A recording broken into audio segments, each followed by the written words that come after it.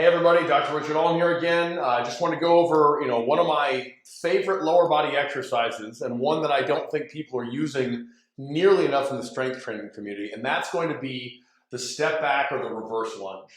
Now I know that all of you have used this lunge probably to some degree throughout your careers or throughout your coaching profession, but the way that I do this is slightly different than you may have seen, and that little change actually makes it a really, really good replacement for the squat. So I'm not anti-squat by any stretch of the imagination, but I do think that the squat is overutilized, and in many cases, I think there are better exercises to get the desired response.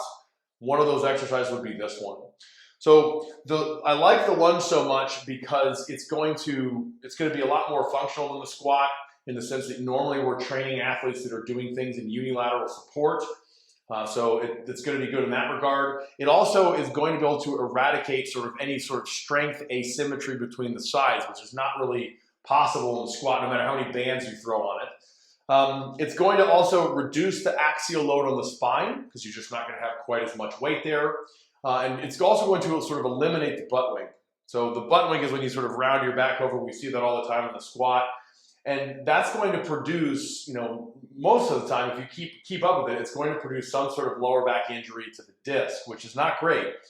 Lower back, spine pain and lower back injury, particularly to the disc, are the two most common musculoskeletal conditions that you're going to see in the general population, and it's even more common in strength training populations. Now, that doesn't mean that we should just remove squatting from our repertoire here. It's a great exercise. You just have to know why and when to use it. What I want to do today is show you, my variation of the step back lunge, in hopes that you'll start using this with your athletes to get better results and reduce risk of injury. So the step back lunge, as you may have seen, is an exercise that, if you're dumbbell loading it, a lot of times we get into this position where you have a vertical shin and a vertical spine. The reason for that is pretty logical. The more vertical your spine, the better your spine is aligned to handle force. So that's a good thing, right? The problem here is when you're kind of coming out of the bottom, there's a little bit of stress on the hip flexor in the back, and you just can't load it as much. I've only seen one injury in 15 years in that back leg of the lunge, so the lunge has way less injuries than the squat. But if you want to use this exercise as a replacement for the squat, for the simple fact that you can't load that movement down, that version of the step back lunge is not going to be an adequate replacement. Okay? So the typical lunge that you'll see, we're stepping back, we're maintaining vertical spine, vertical shin, driving back up and forward. Is that a good secondary or tertiary exercise? Absolutely. Should you be programming that with your athletes? Absolutely. But if you want to actually use it as a primary exercise, replacing the strength and power that you can develop from the squat, you're going to want to change it up a little bit. And here's what I do.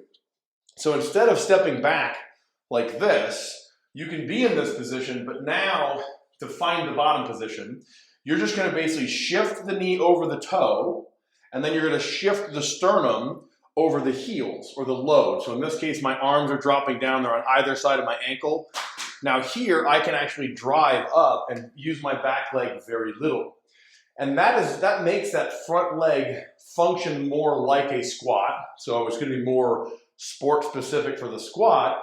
But more importantly, it's going to be able to load that front leg down way more than I can when I'm split with that vertical spine, vertical shin. If you look at it from the top down, it looks like this. I'm just thinking vertical bar path, and I'm just stepping back until the bar is over the heel, the knee is over the toe, and I'm driving back up here. Okay, so if I get a bar out, you can just kind of see where it goes. If I'm here like this, and I step back, I'm just going to go straight down, and the knee's over the toe, and the barbell is roughly over the heel, and almost all my weight is on that front leg. So now I'm going to use the back leg to push myself forward a little bit, but it's just to keep the weight on that leg. So there is actually some benefit to using the back leg, and you will do it a little bit, but I'm really just trying to think about squatting on that front leg. Okay, so I'm just vertical bar path here. At the bottom, I can check myself. Full foot loaded, knee over the toe, barbell over the heel, drive it back up. So that's the variation of the squat, the step back lunge that I think is really, really effective. The nice thing about it is you can just plug and play that into any squat program that you have.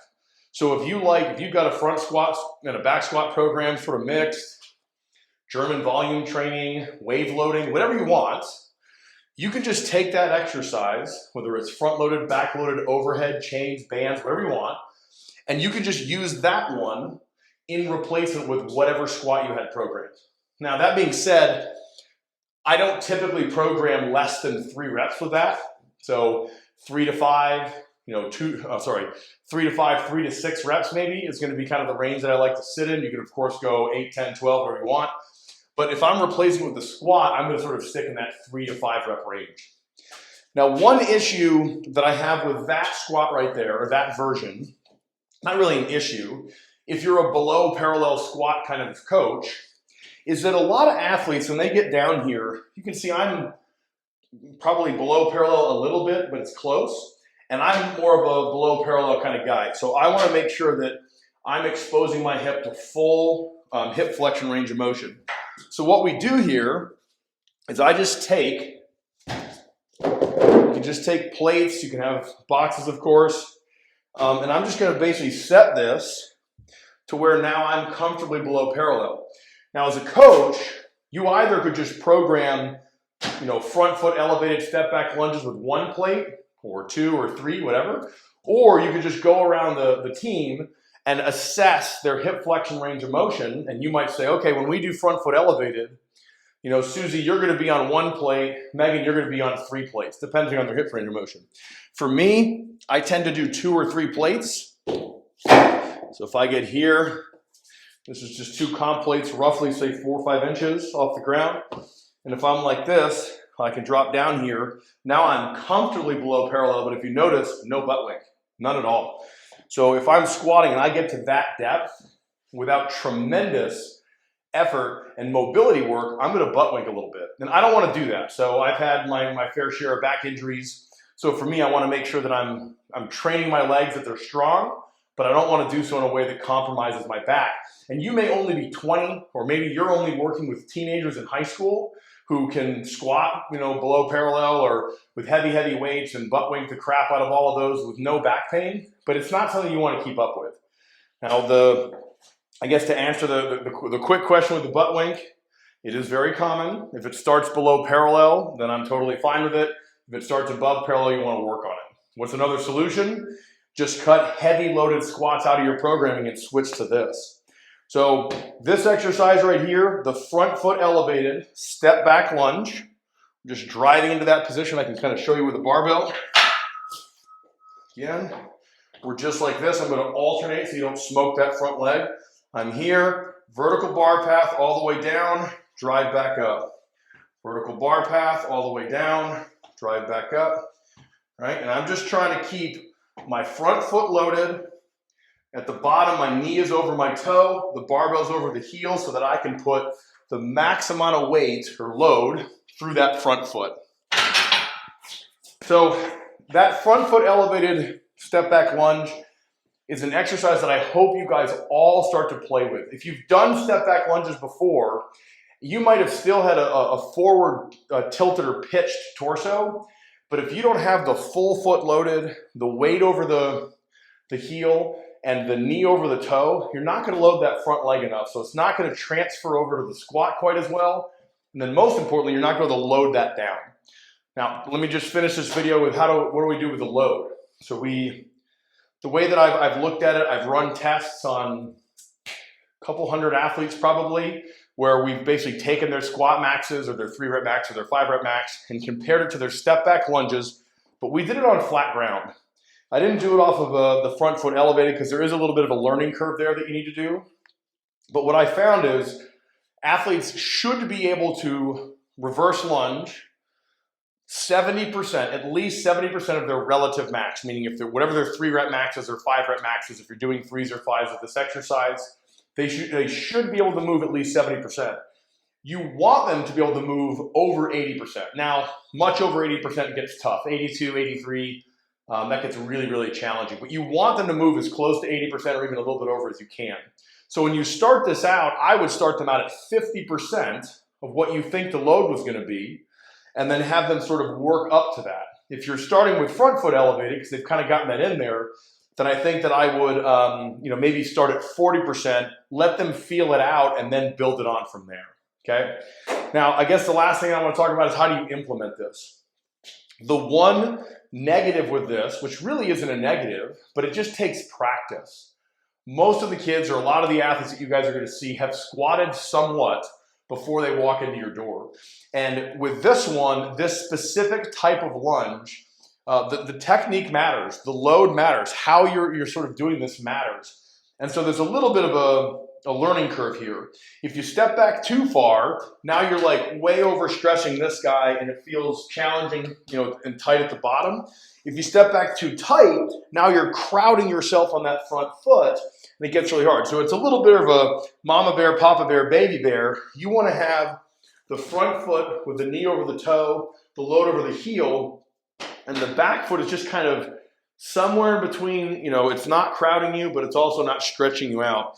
If you really want to do it, it's probably your foot